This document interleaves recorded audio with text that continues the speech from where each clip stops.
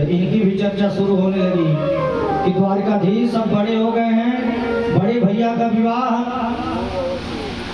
रेवती के साथ कर दिया गया, लेकिन भगवान का विवाह भी होने वाला है परीक्षित।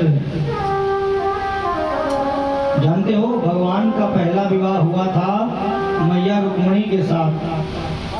परीक्षित ने कहा कि महाराज मैंने कुछ उनके विवाह में उटपटांग चीजें सुनी है, कुछ बता सकते हैं क्या? सुना है तुमने? कहा कि राजा से भीष्म को नाम विदर्भाधिपतिर्महान तस्य पंचा भवन पुत्रा कन्येक्षा च वराननाम। कहा विदर्भ देश के राजा हैं, कुंदनपुर के राजा हैं। कौन? सुनो, भीष्मक जी महाराज। भीष्मक जी महाराज के 5 पुत्र हैं और 1 कन्या है। बड़ा बेटा है रुक्मी। राक्षसेन विधानेन बहुत मारपीट हुआ था भगवान के प्रथम विवाह में। भगवान हमने सुना है, तब भगवान सुखदेव सुनाना प्रारंभ करते हैं। भीष्मक, भगवान भीष्मक सुताम रुक्मिणी रुचिराज नाम। बड़ी सुंदर है भीष्मक जी की बिटिया, बड़ी सुंदर है। उनके सुंदरता का बखान संपूर्ण जगत में है परीक्षित। बहुत सुंदर है रुक्मिणी महारानी, और उनकी सुंदरता का बखान द्वारकाधीश तक भी पहुंचा है। एक दिन की बात है, भीष्मक जी ने अपने बड़े पुत्र रुक्मी को बुलाया और रुक्मी से कहा बेटा सुनो, बड़ी बिटिया हो गई है, अब उसका विवाह कर दिया जाए। रुक्मी ने कहा पिताजी सही बात बोल रहे हो आप, विवाह कर देना चाहिए। भीष्मक जी ने अपनी बात प्रकट की, देखो हमारे लेवल के हैं द्वारिकापुरी के राजा द्वारकाधीश, कहो तो उनसे बात चर्चा छेड़ी जाए विवाह के लिए। लोग आजकल लेवल का विवाह खोजते हैं, यदि हमारे लेवल के नहीं होंगे तो विवाह नहीं होगा। सुनो, सबसे बड़ी विडंबना ये हो गई जब वो भैया, कौन भैया, बर्थ वो निकलता है डेट ऑफ बर्थ के अनुसार, वो फुट और इंच वाला है कि इतने फुट की लड़की है तो इतने फुट का लड़का भी होना चाहिए। और सुनो, अगर कहीं छोटी मिल गई तो विवाह नहीं होगा। बड़ी समस्या हो गई, फुट और इंच नापने में सब लोग गए। ऐसा मत करो कि फुट और इंच लेकर क्या करोगे। सुनो, लड़कवा हमारा सांवला है तो लड़की गोरी मिलनी चाहिए, वो सांवला ना हो, गोरी हो। बड़ी बड़ी समस्याएं चल रही हैं विवाह को लेकर आजकल। बैकग्राउंड अच्छा होना चाहिए उसका, खेत बाड़ी बहुत होना चाहिए। सुनो, अकेला होना चाहिए, अकेले के बाद बढ़िया घर द्वार होना चाहिए। सब कुछ देखते हैं विवाह में, वो विवाह कर रहे हैं। तो विवाह जब कर देते हैं फिर आ करके रोते हैं जिंदगी भर। सुनो, ऐसी परिस्थितियां हो जा रही हैं। सुनो, भगवान ने बनाया है जिसके साथ उसके साथ होगा ही, लेकिन हम ये कार्य करके बहुत गड़बड़ कर रहे हैं। अरे अभी देखो यहाँ पर रानीनाथ बाबा के प्रांगण में बिना लगन के और बिना मुहूर्त के, बिना किसी पंडित के शादी हो जाता है। यही रानीनाथ बाबा के सामने अभी बीच में कुछ बात उठी थी ना, सुनो, प्रेस वाला विवाह करा रहा था, प्रेस जो छापता है, तो न्यूज वाले विवाह करा रहे थे। मंगलम केकरे का याद है, मंगलम भगवान विष्णु, मंगलम भगवान विष्णु से विवाह होता है। वो तो भगवान की सुंदरता का वर्णन हो रहा है वहां पे। अभी देखो दो बच्चों का बाप था, तो अपनी पत्नी का विवाह दूसरे के साथ करा दिया। बताओ, ये सब बहुत गड़बड़ मामला है, मामला गंभीर होते जा रहे हैं। तो विवाह की परिस्थिति बड़ी गड़बड़ हो जा रही है, लोग समझ नहीं पा रहे हैं। तो विवाह बहुत सोच समझ कर करो, ये बहुत ज्यादा धन दौलत के पीछे मत भागो। धन दौलत लेकर क्या करोगे? मान लो आपने दहेज में 10 लाख रुपए मांग लिया, मांग लेते हैं, आपका लड़का बहुत पढ़ा लिखा है, नौकरी वाला है, 10 लाख आपने मांग लिया, और 10 लाख के बाद जब बहू आएगी घर में तो 1 गिलास पानी मांगने के बाद आप कूदेगी, वो सुन कहेगी सासू माँ सुनो 10 लाख में हम तुम्हारे बेटवा को खरीदे हैं, हाँ 10 लाख रुपया दिया हमने, तो पानी तुम हमको पिलाओ, हम नहीं तुम्हें पिलाने वाले। तो सासू माँ डंडा लेकर गिलास लेकर जाएंगे नल पे और चलाएंगे और भर के लाकर देंगी, ठाट बाट के साथ बहू रहेगी। देखो जो सुन रहे हैं ऐसा मत समझिएगा कि आगे आप लोग कैसे करना है चल के, नहीं ऐसा नहीं, मतलब कुछ लोगों की बात है ये, ऐसी स्थिति जहाँ होती है वहाँ की बात है। विवाह लेवल की करो अच्छी बात है, लेकिन बहुत कुछ उसमें मत देखो, बहुत कुछ देखने के बाद जाओगे तो जड़ चेतन गुण दोष में विश्व की न करता। इस दुनिया में बहुत कुछ में अवगुण भरा हुआ है, और अवगुणों को आप देखने लगोगे तो फिर मामला गड़बड़ हो जाएगा। आप सोच रहे हो कि हम स्वस्थ हैं, एक बार MRI करा कर दिखाओ अपने शरीर को, देखो कितनी बीमारियां आपके शरीर में निकलेंगी जो आपने कभी कल्पना नहीं की होंगी। एक बार जाओ करा कर देखो, जो अपने आप को बहुत स्वस्थ बन के बैठते हो ना कि हम बहुत पहलवान हैं, बहुत बलवान हैं, हमारे अंदर किसी प्रकार की कमी नहीं है, एक बार जाओ MRI करा, ये MRI होता है भैया ना, MRI कराओगे तो पता चल जाएगा कि आपके अंदर कितनी कमियां हैं। श्रुत्वा गुणान् भुवन सुंदर शृण्वतां ते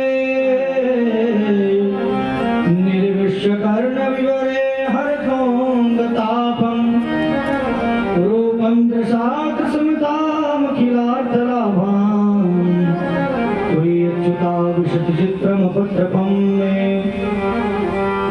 इधर देखो भीष्मक जी ने जब रुक्मी से कहा कि अपनी बिटिया का विवाह हम द्वारिकाधीश के साथ करना चाहते हैं, तो रुक्मी ने डांटा पिताजी को, पिताजी कैसी बात करते हो, अरे उस रणछोड़ के साथ हम अपनी बहन का विवाह करेंगे, चोर है वो, लोगों के वस्त्रों का चोरी करता था, दुनिया जानेगी तो क्या कहेगी कि बताओ रुक्मी ने अपने बहन का विवाह भी किया तो किससे किया, उस द्वारिकाधीश के साथ जिसने बाल्यावस्था में चोरी की, और कुछ नहीं चोरी किया तो लोगों के कपड़ों को चुराया, बहुत बदनामी वाला है वो वर, इसलिए हम उससे विवाह नहीं करेंगे। अब भीष्मक जी महाराज वृद्ध हो चुके थे, बड़े बेटवा का बात टाल नहीं सकते। देखो जब पिताजी बूढ़े हो जाते हैं तो बेटों का बात, माता पिता कोई भी हो, जब बेटा बड़ा हो जाता है चाहे बिटिया बड़ी हो जाए तो जब जो कुछ कहती है सुनना पड़ता है उनको। अब बेटा बड़ा हो गया, हर रुक्मी कह रहा है कि हम अपनी बहन का विवाह दूसरे के साथ करेंगे, किससे? कह रहा है कि हमारा एक मित्र है जिसका नाम शिशुपाल है, उसके साथ हम अपनी बहन का विवाह करेंगे, वह भी हमारे लेवल का है। ठीक है जाओ बेटा जो करना चाहते हो सो करो। रुक्मिणी तक यह बात पहुंची कि शिशुपाल के साथ रुक्मी भैया ने विवाह तय कर लिया, परसों बारात आने वाली है। मैया रुक्मिणी रोने लगी और भाभी जी के पास जाकर कहने लगी कि भाभी हम शिशुपाल से विवाह नहीं करना चाहते। भाभी जी ने कहा कि देखो अब कांटेक्ट नंबर तो फोन नंबर है नहीं इस समय कि हम आपसे बात करवा दें, उस समय पत्र की व्यवस्था चलती थी, तो एक पत्र लिखो और उस पत्र में अपनी भावनाओं को प्रकट कर दो कि क्या तुम्हारा उनके प्रति भाव है। तो मैया रुक्मिणी ने 6 श्लोकों में पत्र लिखा, 6 श्लोकों में पत्र लिख के भगवान के पास ब्राह्मण के द्वारा भिजवा दिया। ब्राह्मण देवता के द्वारिकाधीश के पास सभा में पहुंचे, द्वारिकाधीश के समक्ष वह पत्र दे दिया। प्रभु जी ये कुंदनपुर की राजकुमारी है जिनका नाम रुक्मिणी है, आपके लिए उन्होंने पत्र भेजा है, पढ़ लीजिए। अब बताओ, इधर ब्राह्मण देवता ने द्वारिकाधीश से कहा पत्र लेने के लिए, तो द्वारिकाधीश ने कहा कि ब्राह्मण देवता हमारी बात किसी से छुपती नहीं है, इसलिए काम करो पत्र पढ़ के आप हमें सुना दो क्या लिखा है इसमें।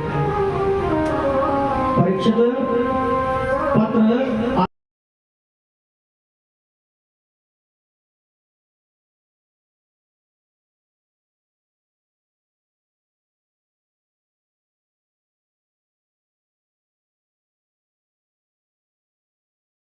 तो रतिया में वो व्हाट्सएप चैटिंग सब मिटा देते हैं कि ताकि सुबह जब हो तो कोई देखे ना उसे।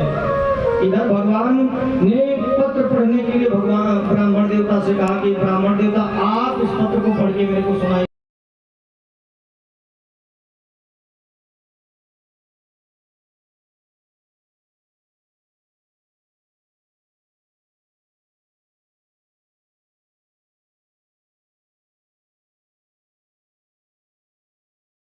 करती है। रुक्मिणी महारानी ने लिखा क्या है?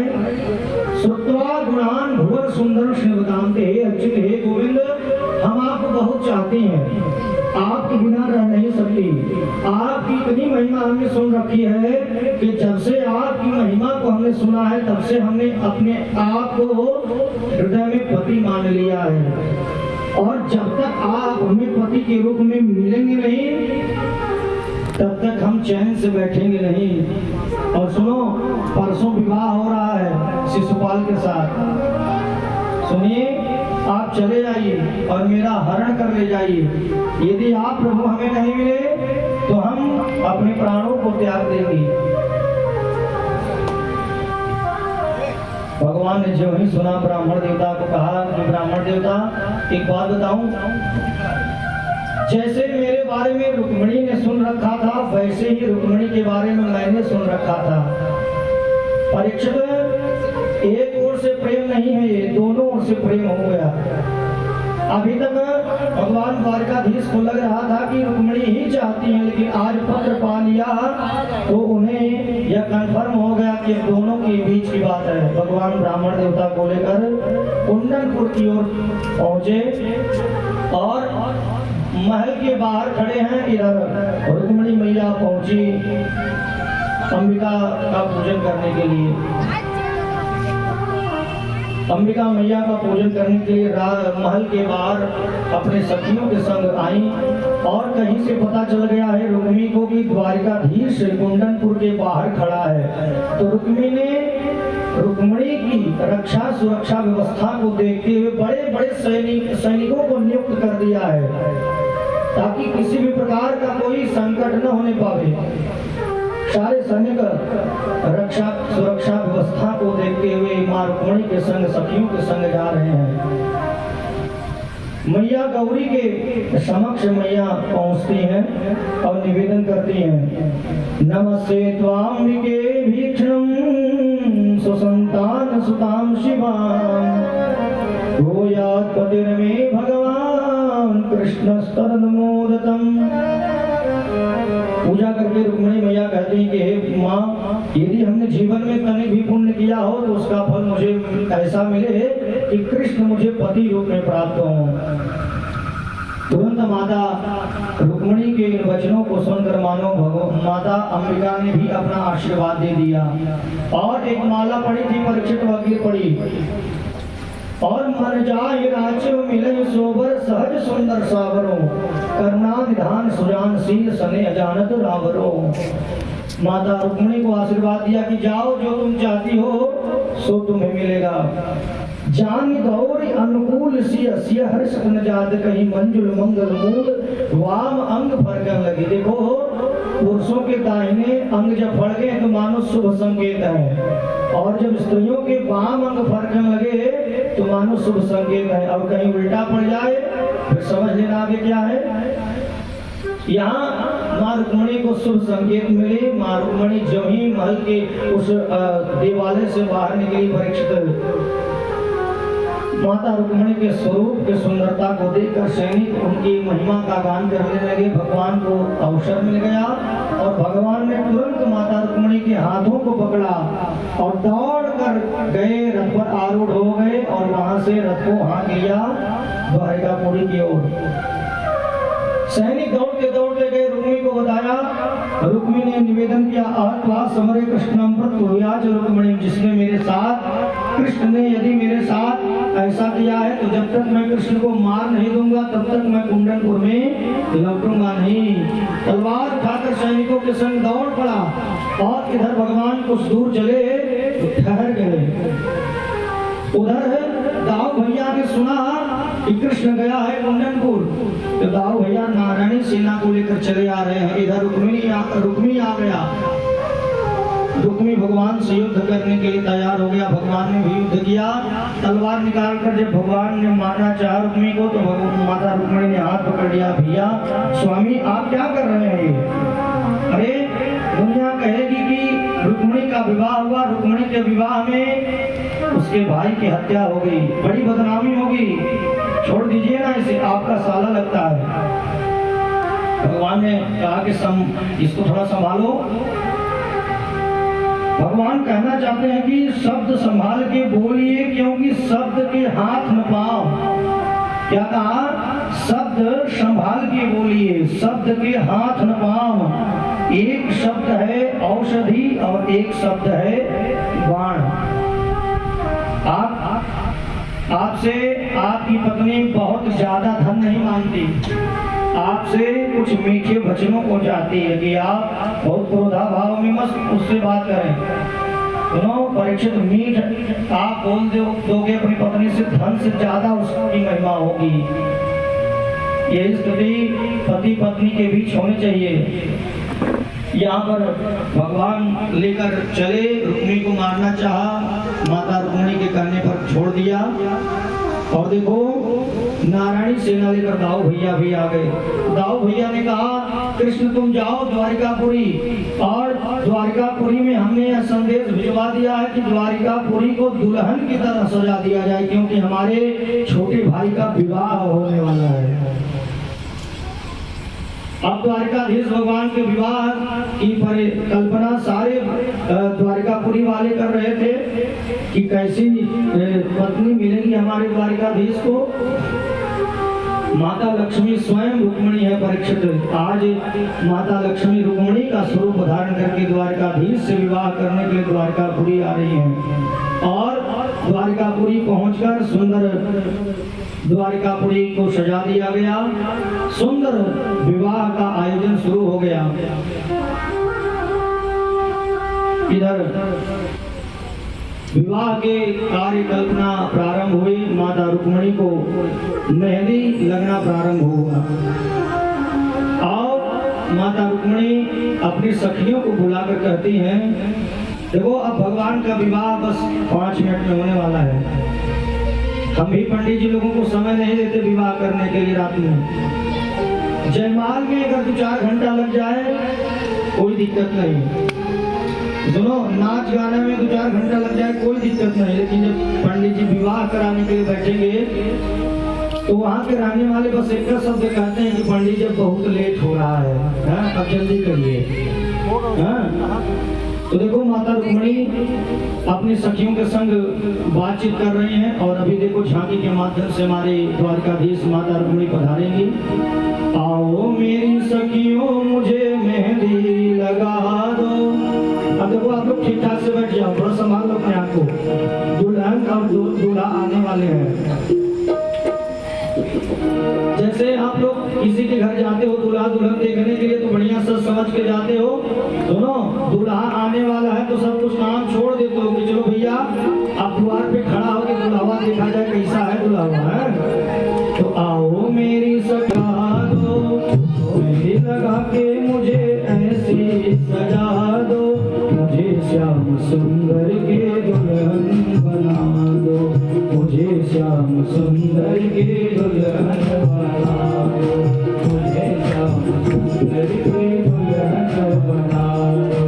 आओ मेरी सखियों मुझे मेहंदी लगा दो, आओ मेरी सखियों मुझे मेहंदी लगा दो, मेहंदी लगा दो मुझे ऐसी सजा दो, मेहंदी लगा दो मुझे ऐसी सजा दो, मुझे श्याम सुंदर के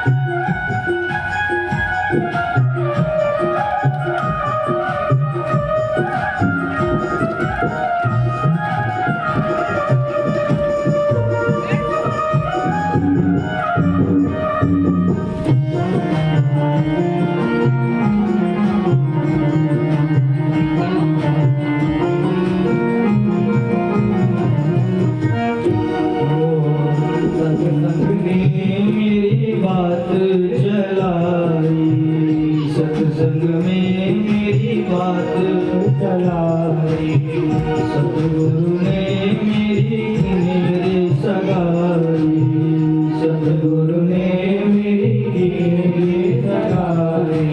उनको बुला के हथ लेवा तो करा दो, उनको बुला के हथ लेवा तो करा दो, उनको बुला के हथ लेवा तो करा दो, उनको बुला के हथ लेवा तो करा दो। मुझे श्याम सुंदर के दुल्हन बना दो, मुझे श्याम सुंदर के दुल्हन बना दो, मुझे श्याम सुंदर के दुल्हन बना दो, मुझे श्याम सुंदर की दुल्हन बना दो। राधे